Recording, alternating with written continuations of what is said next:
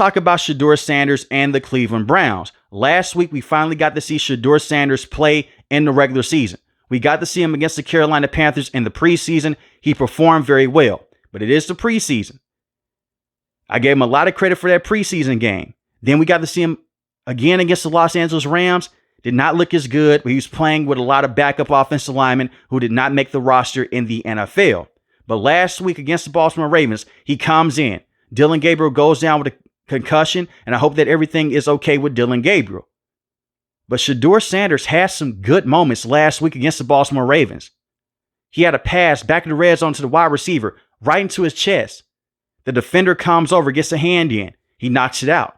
That was a good play by Shador Sanders.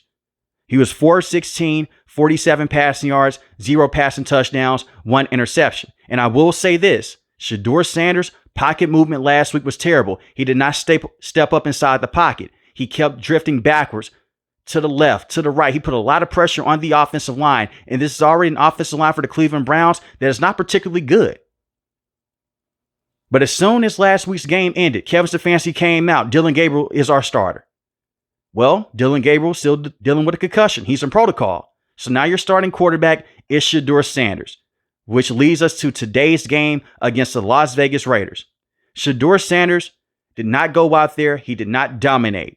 He didn't have a dominant game, but he played well within structure. He played well out of structure as well. He did have a bad interception, but after that interception, he performed better. He should be the starting quarterback for the rest of the season. You know what you have with Dillon Gabriel. Dillon Gabriel cannot make the plays that Shador Sanders can make. And it's not me saying that Shador Sanders is going to be a franchise quarterback with the Cleveland Browns.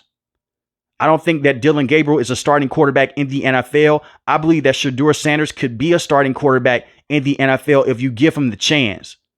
He had a beautiful play to Isaiah Bond that went for 53 yards. Dillon Gabriel hasn't made that play. Dillon Gabriel doesn't have the strongest arm. When you see a lot of trolls, they come out and they say, well, Shador Sanders has a weak arm. You're really talking about Dillon Gabriel here. He can't make certain passes deep down the field, while Shador Sanders can. Now, the Cleveland Browns on the offensive end, they're very limited. But you got to see Shador Sanders get outside the pocket, step up inside the pocket, play well in structure. It was a complete 180 from last week.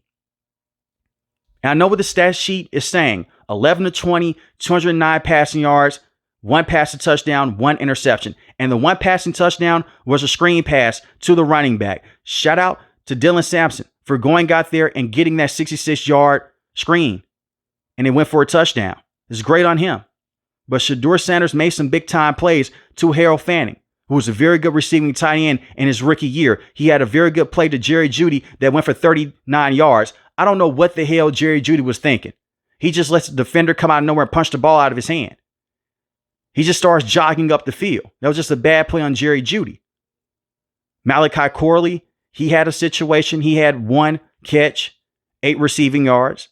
So Shador Sanders didn't have to go out there. He didn't have to pass for 300 passing yards and 3 passing touchdowns. That would have been nice, but he played to the script. And Kevin Stefanski is not calling offensive plays here. Tommy Rees is calling offensive plays. He gave up play calling duties a couple of weeks ago. And the offense has looked a little bit better. Not too much, but it has a better tempo to it. They're playing faster. They're getting the football out quicker. But the biggest things here with Shador Sanders coming out of college, he holds onto the football for too long. He doesn't play well within structure. He won't step up inside the pocket. He did all of that in today's game. And when he escaped the pocket, they sent a blitz his way compared to last week against the Baltimore Ravens when they sent the blitz in. So he performed well today. It wasn't one of the best rookie debuts as a starter in NFL history, but it's something for the Cleveland Browns to build upon. And he should be the starting quarterback. He's the first quarterback since 1999 to make his debut and to win that game with the Cleveland Browns, which is really crazy to think about.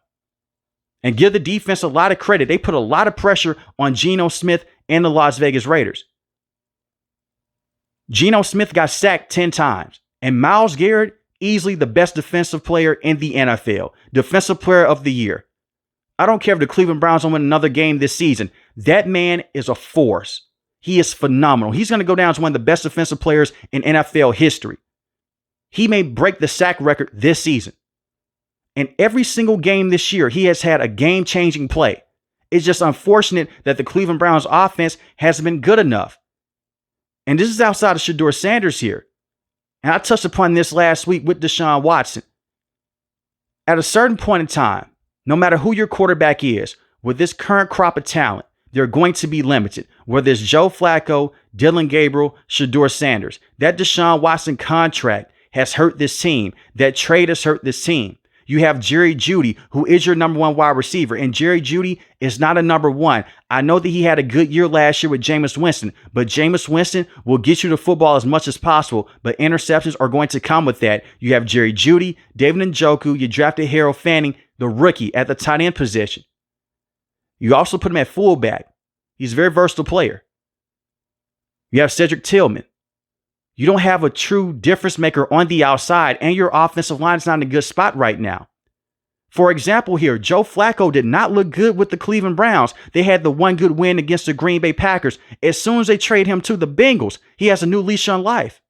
You look at how the Bengals have their team. They have Jamar Chase. They have T. Higgins, two weapons on the outside, and it opens up their run game because you have to worry about those vertical threats on the outside. And that's the key here for the Cleveland Browns. You have to bring in a wide receiver that can be a game changer for you.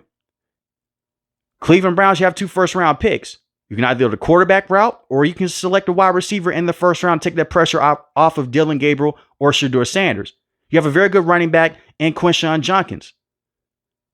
But it's just one game here. I'm not going to come on here and say Shador Sanders, he's a superstar in his first game. One game doesn't make you a superstar, but one game can help you be a star in this league. You can build on that momentum. But with Dillon Gabriel, I've seen enough. Inaccurate passer. What I find very crazy and very amusing, you have all these people come out. They'll say that was the worst game that they've ever seen from a quarterback last week with Shador Sanders and the Baltimore Ravens. And look, I get it. A lot of it is just trolling, but some people are serious. If you're going to judge a quarterback off of just 2 quarters, that's insane.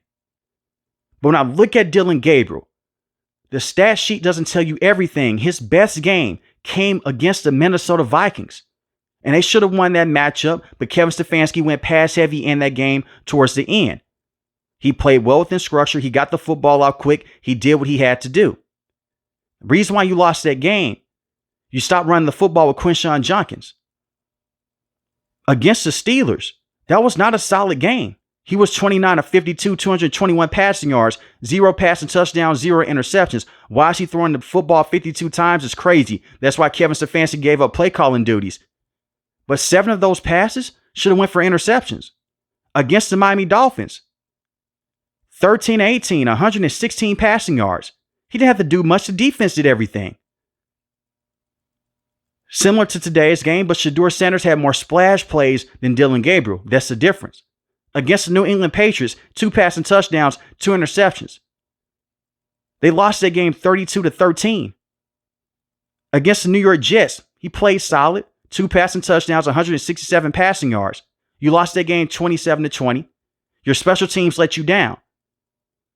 But this is Dillon Gabriel, who has had a chance to go out there and to get reps in the offseason with the first team when Joe Flacco was a starting quarterback with this organization. The entire Shador Sanders rep conversation wouldn't have been a big thing last week if Shador Sanders was getting first team reps the same way Dillon Gabriel got first team reps when he was a backup quarterback. And let me fully explain this. When Joe Flacco was a starter, he got first team reps. He split with Dillon Gabriel. And that's typical. You have a veteran quarterback that's worked in this system. He doesn't need 100% of the reps in the offseason. But as soon as they traded Joe Flacco, Dillon Gabriel was still getting 100% of the reps. That is not normal. Do not listen to the mainstream media on this. When you look at the situation, perfect example, Brock Purdy and the 49ers. They had Trey Lance, Jimmy Garoppolo, Brock Purdy. Brock Purdy was the third string. Trey Lance got first team reps. Second team reps went to Jimmy Garoppolo. Brock Purdy, basically scout team. Trey Lance goes down to broken ankle. You don't need Jimmy Garoppolo to get first team reps because he was in that system with Kyle Shanahan for so long. He knew the players around him. So you push him in.